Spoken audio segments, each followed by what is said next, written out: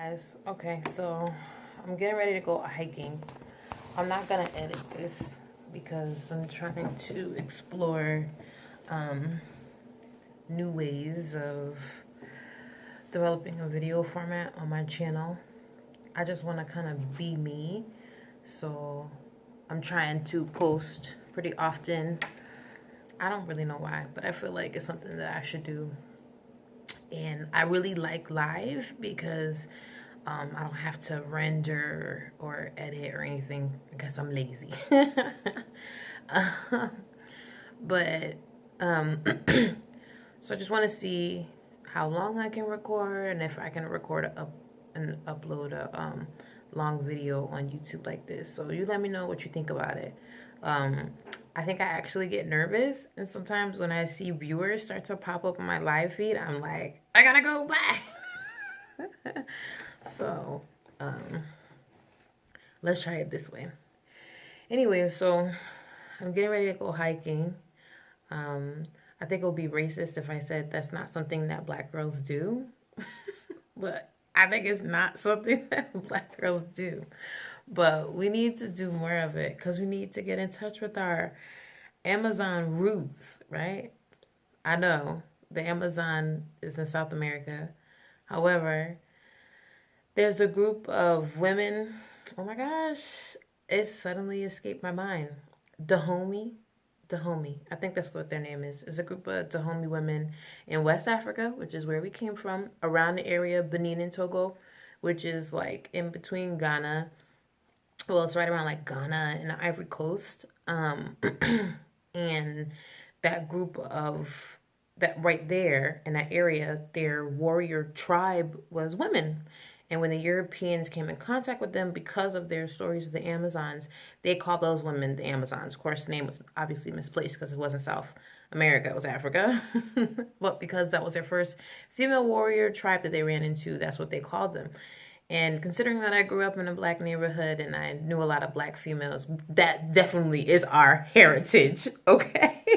Because they were talking about how, like, when there was no longer wartime in the country, that the people would be scared of their, like, Dahomey warrior neighbors because they were very aggressive and like wanted to fight like even up until old age. And that was a very high like place for a slave trading. So I definitely think that's part of our spiritual heritage. I love y'all. I'm black too, but some of y'all girls, y'all would have kicked my butt for no reason. Anyways, it's good to know there's some genetic explanation for this. They said they recruited everybody into this warrior tribe. Like, if your dad didn't like the king, boom, you were in it. If the king thought he needed another wife, boom, you're in the warrior tribe. So, yeah, so we need to get in contact with our eartherial roots. I'm sure I said that word wrong. Well, we need to get in contact with it, you know. I know it's difficult as black girls. We worried about our hair and stuff. I used to be that girl back in the day, you know, when I had a perm, you'd be like, no, I can't get it wet. But now I don't worry about that. Of course, maybe that's because I'm single. And maybe it's also because I have dreads. But we can't put our image over our life, right? You kind of, I'm sure a guy can tell, but I think you reach your expiration as far as like, you know, being the most attractive on the market. You kind of hit that like 32, 33. You be pushing it. If you put some makeup on, you can still be like 37 and be looking like the sexiest girl in the room, but it's a struggle, right? But once you hit 45, you're not the sexiest girl in the room. You can be sexy, but you're not the sexiest. You're not going to be sexier than some 22-year-old girl fresh out of her mother's vagina. So, not that, you know, that doesn't really, just because you're not the smartest or the prettiest, it doesn't take away from you. But what I do want to encourage is health, right? You don't have to be the prettiest, but to be your best, and not in looks, but to be your best on the inside. Like, your heart is functioning the best, your stomach is functioning the best, you're not in pain. Those are things that we should value more than our looks. So hiking is the way to go for me. I don't know if you guys follow me, but the last couple of posts have been my low impact workout. So if you guys follow a lot of like people who are really into workouts, you know, when they like got big muscles and stuff, I'm jealous of them. I want to be them, by the way. But if you follow them, you'll see that they have certain days that are really high on cardio. It's very difficult for somebody like me with bad knees and diastasis recti. It's very hard for me to do intense cardio days because I can't run. I love running, but I physically can't do it. And then, of course, I feel like my stomach inhibits me from doing a lot. So I did some dancing, which was fun, but expensive. Because like every time you go to class, you're paying. In LA, I don't know if anybody is from LA or in Santa Monica, there's this little sushi place that does salsa. I know. It's LA, you have to go with it. There's a little sushi place downtown in Santa Monica, and they usually have like one night a week where they do salsa classes, and they have a dance instructor that will teach you new steps for like an hour, and then afterwards it's like open dance floor, and it's actually a fair amount of like real dancers in town. Like you can tell it's always packed. The rooftop is always open with lights at night. It's very fun, but it's $8 every time you go. When I was in Santa Monica and I was working in LA, like that was nothing. I could afford it, you know. But now that I'm here, there's a salsa class, but it's not where I live. It's all the way across town, which is like half an hour. And then it's like $20. So I'd be like, no. I would spend $20 on food or coffee. So I started juggling, which I do every day, but I have to be careful because I'm just getting old, I think, because my joints just hurt. I'm probably like on the way to arthritis land. We haven't gotten there yet, but apparently somebody picked me up and we're on the way. So my elbows hurt and my wrists hurt. So I do have to take time off from juggling. I try not to juggle on the weekends, especially on Shabbat and on Sunday. And I also realize now when I do my warm-ups, I try to do my warm-ups with really light balls. So when you juggle, they have weighted balls with sand in them. Those are the best. I don't know if you watch my juggling videos, but the weighted ones are the gray balls. The tennis balls, the yellow balls, those are hollow inside. They're harder, there's less give, so they tend to bounce out of your hands more, but they're super easy on my wrists, and my wrists don't hurt. Sometimes I get pain up in here too because of the constant hitting against my hands, so it could be a little sensitive right here, but the lighter balls and taking the weekends off help. Anyway, so another form of cardio that I do is I alternate between swimming, which of course you have to know how to swim.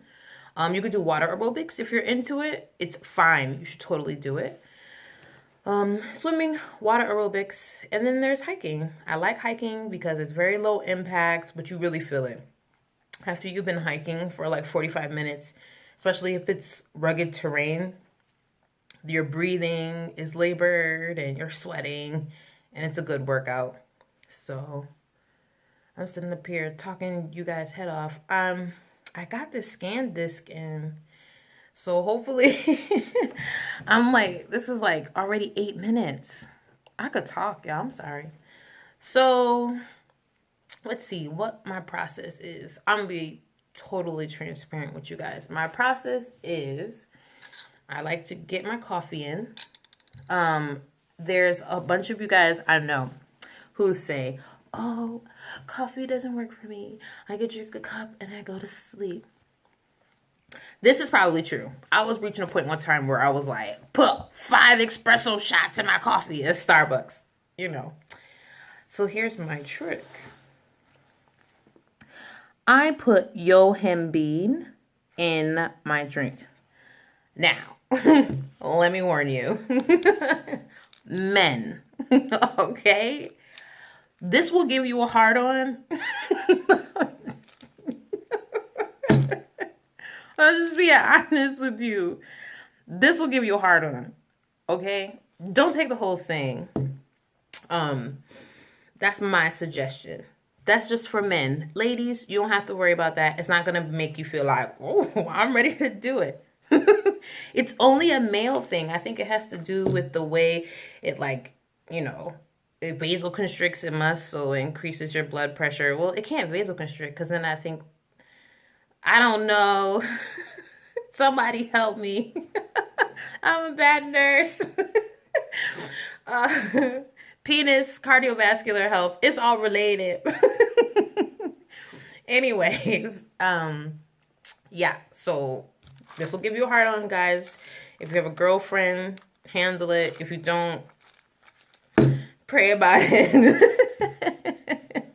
I never used the whole thing because for me, and if you guys try it, you'll see. For me, legit, it makes you feel like you're on drugs. Like if you put this whole thing in coffee, you'll be like, your heart will be like this. You'll be like, don't do that. This thing, this bottle right here, oh my God, probably lasts me like a year. There's the vegetable glycerin caps on the inside. I don't want to get a really full one. And my process is, oh, this one's empty. I take these vegetable glycerin caps, right? And I twist it. And then that way you have access to the powder. I don't know if you can see that. The powder on the inside. And then I just sprinkle just a little bit. Just a little bit of powder. That's it. I already put it in here, so I don't put any more. Literally, just a little bit. Place the cap back on. Pop it in here. This literally will last me like a year. And that will give my coffee the extra boost that it needs. So that way I can just drink 1 cup of coffee because the combination of caffeine and yohimbine is perfect. 1 cup of coffee and I'm ready to hike for like 2.5 hours or more. I used to drink this when I would go to work. When I was working in the ER nights, 1 cup of coffee, top of my shift. I didn't need a second cup till 4 a.m. For real. And like the ER that I was working in, it was like fast paced, nonstop. People coming from all over the country just to come to our ER. So it wasn't like, oh, let's wait for the 2 o'clock rush. No, there's no 2 a.m. rush. It's a full rush.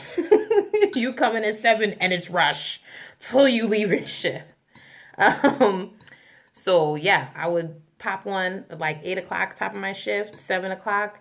And I didn't need not a single another drip of coffee till like 4 a.m., which then I usually didn't because I wanted to go to bed. Don't take it right before you go to bed. I'm telling y'all, it won't work. So this is my process. I get the yohimbine, put it in my coffee, and then I drink my coffee. I like these gloves. I really don't want to wear any gloves, but lately it's been cold when I walk. Sometimes I wrap my feet in plastic bags because it's a lot of water lately, surprisingly. And let's see, what else?